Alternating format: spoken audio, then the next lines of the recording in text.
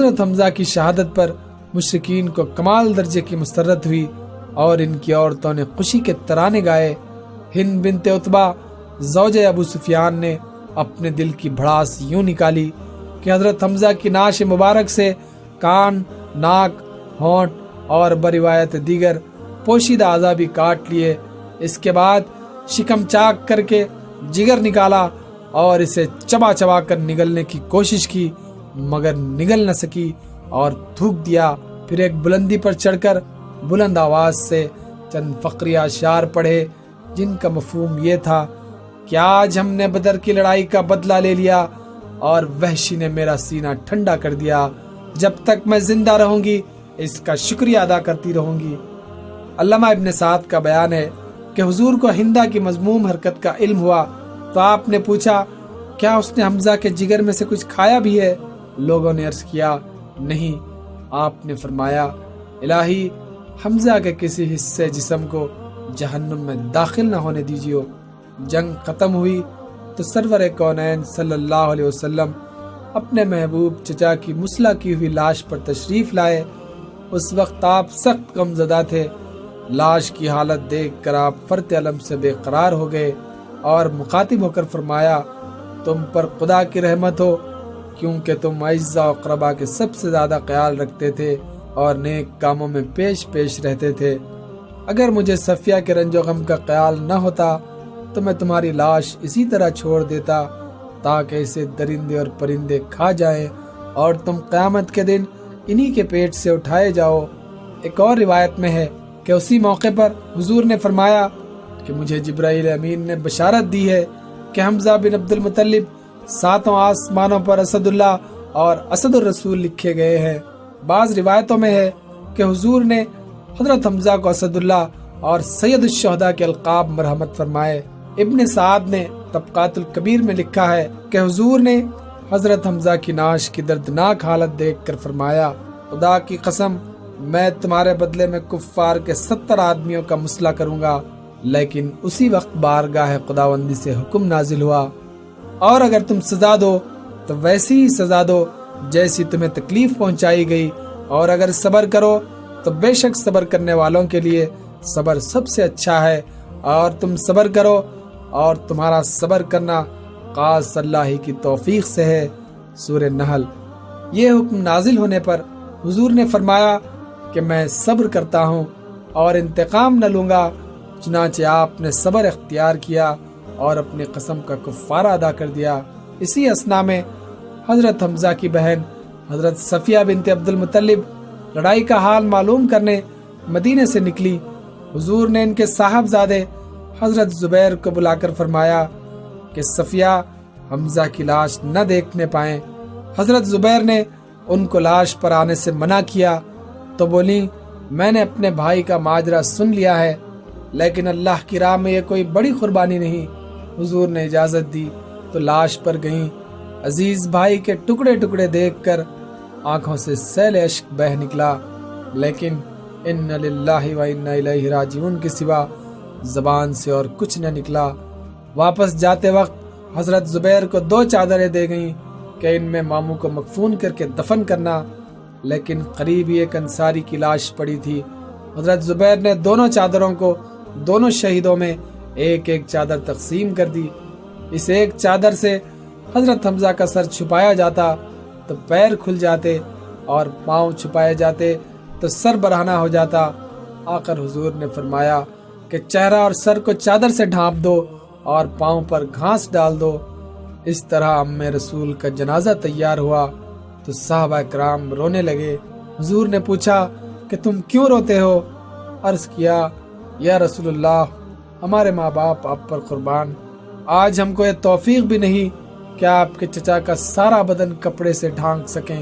حضور نے فرمایا، وہ زمانہ آنے والا ہے کہ لوگ ایسے مقامات پر متصرف ہوں گے جہاں کھانے پینے، پہننے اوڑھنے کی چیزوں اور سواریوں کی بہتات ہوگی، اور وہاں سے وہ اپنے اہل و عیال کو مدینے سے اپنے پاس آنے کو لکھیں گے۔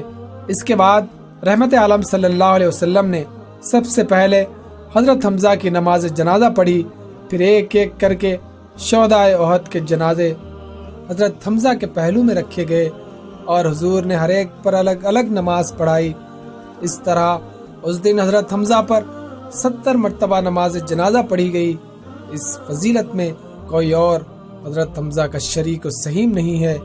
نماز جنازہ کے بعد حضرت حمزہ کو ان کے بھانجے حضرت عبداللہ بن حجش کے ساتھ ایک ہی قبر میں احد کے گنج شہیدہ میں سپرد خاک کر دیا گیا۔ حافظ ابن حجر عسقلانی نے اصابہ میں لکھا ہے کہ 37 سال بعد 40 ہجری میں حضرت امیر معاویہ کے حکم سے احد کی طرف سے نہر نکالی گئی تو کھدائی کے دوران میں کئی شہداء کی لاشیں بالکل تر و تازہ حالت میں ملی۔ اسی سلسلے میں اتفاق سے حضرت حمزہ کے پاؤں میں بیلچا لگ گیا تو ان کے پاؤں سے خون کے چھینٹے اس طرح سے اڑے جیسے زندہ آدمی کو زخم لگنے سے خون نکلتا ہے۔ ابن سعد اور ابن حشام نے لکھا ہے کہ سرور عالم صلی اللہ علیہ وسلم کو اپنے محبوب چچا کی جدائی سے شدید صدمہ پہنچا۔ جب آپ میدان احد سے واپس مدینہ منورہ تشریف لائے تو بنو عبد الاشل اور بنو ظفر کے گھروں سے عورتوں کے رونے کی آواز آئی جو اپنے اپنے شہیدوں پر گریہ کنا تھیں۔ حضور کی آنکھوں میں آنسو بھر آئے جو چہرے اقدس پر گرے۔ آپ نے فرمایا افسوس آج حمزہ پر رونے والا کوئی نہیں۔ جب حضرت سعد بن معاذ اور اسید بن حزیر نے بات سنی تو انہوں نے اپنی عورتوں کو ہدایت کی کہ ہر انصاری عورت اپنے متوفی پر رونے سے پہلے رسول اللہ کے ہاں جا کر حضرت حمزہ پر روئے۔ چنانچہ سب انصاری خواتین نے آستانہ نبوی پر پہنچ کر بڑے درد کے ساتھ حضرت حمزہ پر رونا شروع کر دیا۔ اسی حالت میں حضور کی آنکھ لگ گئی۔ تھوڑی دیر بعد بیدار ہوئے تو دیکھا کہ انصاری خواتین بدستور گریہ و زاری میں مشغول ہیں۔ آپ نے انہیں حکم دیا کہ اب واپس جاؤ اور آج کے بعد کسی مرنے والے پر رونے کے بجائے صبر سے کام لیا کرو۔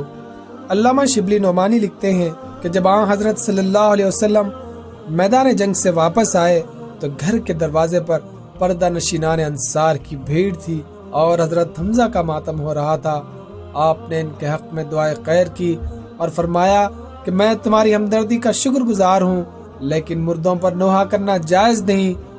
حضرت حمزہ سے رحمت عالم صلی اللہ علیہ وسلم کی بے پناہ محبت کا اندازہ اس واقعے سے کیا جا سکتا ہے کہ چند سال بعد حضرت حمزہ کے قاتل وحشی بن حرب اسلام قبول کر کے حضور کی خدمت میں حاضر ہوئے تو آپ نے ان سے فرمایا تم اپنا چہرہ مجھ سے چھپا سکتے ہو تو چھپا لو، کیونکہ تمہیں دیکھ کر حمزہ کا غم تازہ ہو جاتا ہے۔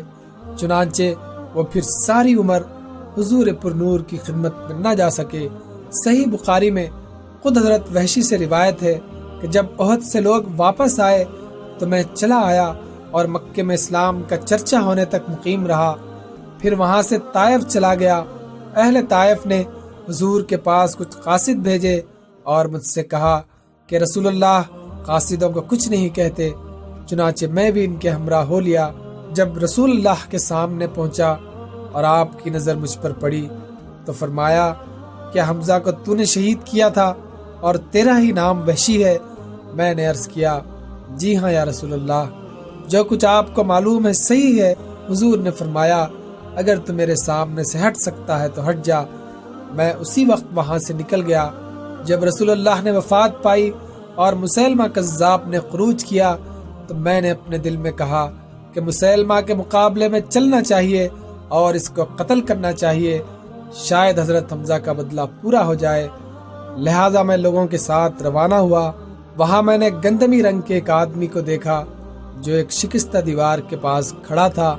میں نے اپنا نیزہ اس کے سینے پر مارا اور دونوں ہاتھوں سے اس کے دونوں مونڈوں کے درمیان پار کر دیا۔ اتنے میں ایک انصاری لپکا اور اس نے تلوار سے اس کا سر جدا کر دیا۔ اس طرح حضرت وحشی بن حرب کی ذات سے اسلام کو جس قدر نقصان پہنچا تھا اسی قدر اس سے فائدہ بھی پہنچا۔ حضرت حمزہ نے اپنی زندگی میں کئی شادیاں کی۔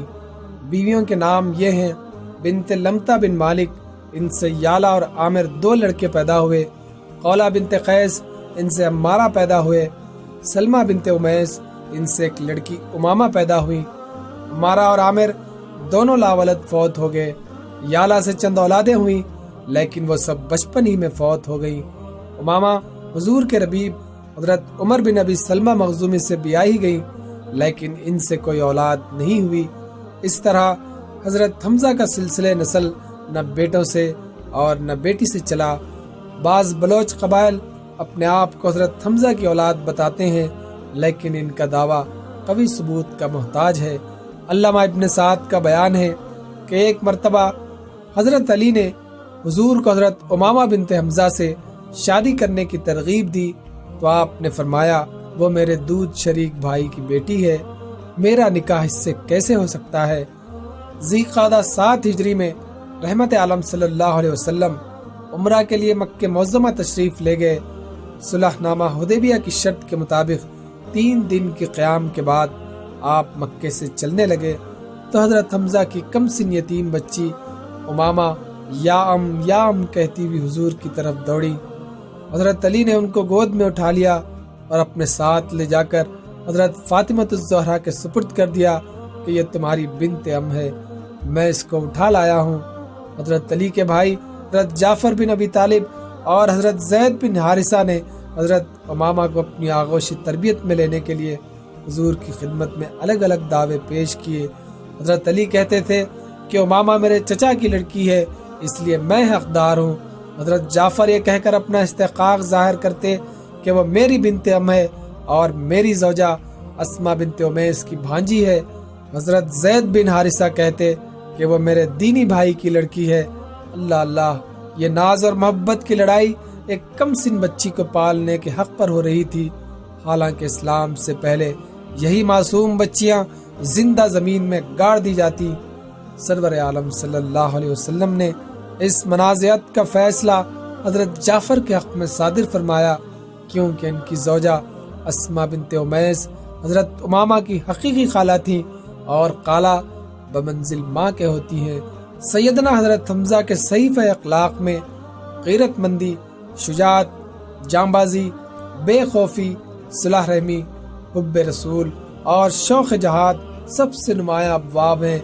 خود لسان رسالت نے ان کے محاسن اخلاق کی تحسین ان الفاظ میں فرمائی کہ وہ قرابت داروں کا سب سے زیادہ خیال رکھتے تھے اور نیک کاموں میں آگے آگے رہتے تھے۔ مبدع فیض نے انہیں سپاہیانہ اوصاف و قصائل سے نوازا تھا۔ سیر و شکار سے اس قدر لگاؤ تھا کہ حضور کی بعثت کے 5 سال تک انہوں نے دعوت حق کی طرف توجہ ہی نہ کی، لیکن جب ابو جہل کی کمینہ حرکت کی وجہ سے ان کی غیرت جوش میں آئی تو دفتن اسلام کے قوی دست و بازو بن گئے۔ قریش کے نامور پہلوان حضرت عمر نے جب دار ارقم کے دروازے پر دستک دی تو قدرتاً صحابہ کے دل میں تردد پیدا ہوا، لیکن یہ حضرت حمزہ ہی تھے جنہوں نے کڑک کر کہا کہ عمر کو آنے دو، اگر اس کی نیت نیک نہ ہوئی تو اسی کی تلوار ہوگی اور اسی کا سر۔ ہجرت کے بعد اپنی شہادت تک انہوں نے بیشتر معرکوں میں جس شجاعت اور سرفروشی کا مظاہرہ کیا وہ انہی کا حصہ تھا۔ مولانا روم نے مثنوی میں لکھا ہے کہ حضرت حمزہ جوانی میں ہمیشہ زرہ پہن کر لڑا کرتے، لیکن بعد شباب سعادت اندوز اسلام ہوئے تو زرہ پہننا بالکل ترک کر دیا اور لڑائیوں میں اس طرح شریک ہونے لگے کہ سینہ سامنے سے کھلا ہوتا اور دونوں ہاتھوں سے تلوار چلا رہے ہوتے۔ لوگوں نے پوچھا کہ اے ام رسول، اے صف شکن مجاہد، اے جوان مردوں کے سردار، کیا آپ نے اللہ کا حکم نہیں سنا کہ جان بوجھ کر ہلاکت میں نہ پڑو؟ پھر آپ احتیاط سے کیوں کام نہیں لیتے؟ جب آپ جوان تھے اور مضبوط و طاقتور، اس زمانے میں آپ کبھی زرہ کے بغیر لڑائی میں شامل نہیں ہوتے تھے۔ اب جب کہ آپ بوڑھے ہو گئے ہیں تو آپ اپنی جان کی حفاظت اور احتیاط کے تقاضوں سے کیوں بے پرواہ ہو گئے ہیں؟ بھلا تلوار کسی کا لحاظ کرتی ہے اور تیر کسی کی رعایت کرتا ہے؟ ہم کو تو یہ پسند نہیں کہ آپ جیسا شیر اپنی بے احتیاطی کی بدولت دشمن کے ہاتھوں قتل ہو جائے۔ حضرت حمزہ نے ان کی باتیں سن کر فرمایا کہ جب میں جوان تھا تو سمجھتا تھا کہ موت انسان کو اس دنیا کے عیش و آرام سے محروم کر دیتی ہے، اس لیے کیوں خواہ مخواہ موت کی جانب رغبت کروں اور ازدہے کے منہ میں جاؤں۔ یہی وجہ تھی کہ میں اپنی جان کی حفاظت کے لیے زرہ پہنتا تھا، لیکن اسلام قبول کرنے کے بعد رسول اکرم صلی اللہ علیہ وسلم کے فیضان سے میرے خیالات بدل گئے اب مجھ کو اس دنیا فانی سے مطلقاً کوئی لگاؤ نہیں رہا اور موت مجھ کو جنت کی کنجی معلوم ہوتی ہے۔ ذرا تو وہ پہنے جس کے لیے موت کوئی دہشت ناک چیز ہو، جس کو تم موت کہتے ہو وہ میرے لیے ابدی زندگی ہے۔ حضرت حمزہ ایک مرد سپاہی تھے، اس لیے مزاج قدرتاً تند و تیز تھا۔ صحیحین کی ایک روایت سے معلوم ہوتا ہے کہ وہ شراب کی حرمت کا حکم نازل ہونے سے پہلے اس کے عادی تھے۔ ایک مرتبہ انصار کی ایک محفل ناو نوش میں شریک تھے، جس میں ایک خوش لحان مغنیہ گا رہی تھی۔ قریب ہی ایک کے حجرے کے صحن میں 2 فربا اونٹنیاں بندھی ہوئی تھیں۔ اس مغنیہ نے اونٹنیوں کی طرف اشارہ کرتے ہوئے یہ اشعار پڑھے: آگاہ ہو جاؤ اے حمزہ فربا اونٹنیوں کے لیے، اور وہ اونٹنیاں صحن میں بندھی ہوئی ہیں۔ ان اونٹنیوں کے کلیجیوں کو ان کے خون کے ساتھ نکال لو اور جلدی کرو، ان کے جوہر کو پینے کے لیے ہانڈی کے اندر پکا کر یا بھون کر۔ یہ سن کر حضرت حمزہ نشے کی حالت میں بے اختیار کودے اور اونٹنیوں کی کوہانے کاٹ ڈالی اور پہلو چیر کر کلیجہ نکال لائے۔ یہ اونٹنیاں حضرت علی کرم اللہ وجہ کی تھیں۔ انہیں اپنی اونٹنیوں کے اس طرح مارے جانے پر سخت صدمہ ہوا۔ آپ دیدہ ہو کر بارگاہ رسالت میں شکایت کی۔ حضور حضرت زید بن حارثہ کو ساتھ لے کر اسی وقت اس محفل طرب میں تشریف لے گئے اور حضرت حمزہ کو اس حرکت بیجا پر ملامت فرمانے لگے۔ وہ اس وقت ہوش میں نہیں تھے۔ گھور کر حضور کو دیکھا اور کہا: تم سب ہمارے باپ کے غلام ہو۔ حضور کو معلوم ہو گیا کہ اس وقت وہ اپنے آپے میں نہیں ہیں، چنانچہ آپ واپس تشریف لے آئے۔ یہ ایک افسوسناک واقعہ تھا جس پر حضرت حمزہ کو یقیناً تاسف ہوا ہوگا اور انہوں نے اس کی تلافی بھی کی ہوگی، کیونکہ وہ قرابت داروں کا بہت خیال رکھتے تھے۔ طبقات ابن سعد میں روایت ہے کہ ایک دفعہ حضرت حمزہ نے حضور سے درخواست کی کہ آپ مجھے جبرائیل امین کو ان کی اصلی صورت میں دکھا دیجئے۔ حضور نے فرمایا: چچا آپ میں اتنی طاقت نہیں کہ جبرائیل کو اصلی صورت میں دیکھ سکیں، لیکن حضرت حمزہ نے انہیں دیکھنے پر اصرار کیا۔ ایک دن جبرائیل نازل ہوئے تو حضور نے حضرت حمزہ سے فرمایا: اپنی نگاہ اوپر اٹھائیے اور دیکھیے، حضرت جبرائیل اپنی اصلی صورت میں نازل ہوئے ہیں۔ حضرت حمزہ نے نگاہ اٹھائی تو حضرت جبرائیل کے پاؤں دیکھ کر ہی غش آ گیا۔ امام حاکم نے مستدرک میں حضرت عبداللہ بن عباس سے روایت کی ہے کہ رسول اللہ صلی اللہ علیہ وسلم نے فرمایا کہ میں گزشتہ رات جنت میں داخل ہوا تو دیکھا کہ جعفر ملائکہ کے ساتھ اڑ رہے ہیں اور حمزہ ایک تخت کے اوپر تکیہ لگائے بیٹھے ہیں۔ ابن اسیر نے اسد الغابہ میں حضرت حمزہ سے ایک حدیث بھی روایت کی ہے جس میں وہ کہتے ہیں کہ رسول اللہ صلی اللہ علیہ وسلم نے فرمایا کہ ہر دعا میں ایک کلمہ ضرور کہا کرو: اللہم انی اسألک بسمک الاعظم ورضوانک الاکبر۔ سیدنا حضرت حمزہ کی بے مثل شجاعت اور جانبازی کو پیش نظر رکھ کر بعض لوگوں نے عجیب و غریب من گھڑت قصے ان سے منسوب کر دیے ہیں اور انہیں داستان امیر حمزہ کا نام دے کر بڑے مزے لے کر بیان کیا ہے۔ فی الحقیقت ایسی تمام داستانیں لغویات کا پلندہ اور خرافات محض ہیں۔ ایک جلیل القدر صحابی سے غلط باتیں منسوب کرنا یا انہیں پڑھنا اور سنانا صرف وقت ضائع کرنے بلکہ خواہ گناہ کمانے کا باعث ہے۔ حضرت حمزہ کی عظمت اور جلالت ایسی وضعی داستانوں کی ہرگز محتاج نہیں۔ سچ تو یہ ہے کہ سیدنا حمزہ کی زندگی کے حقیقی واقعات ہی اتنے ولولہ انگیز ہیں کہ فرزندان اسلام کے خون کو تابد گرماتے رہیں گے۔ رضی اللہ تعالیٰ عنہ۔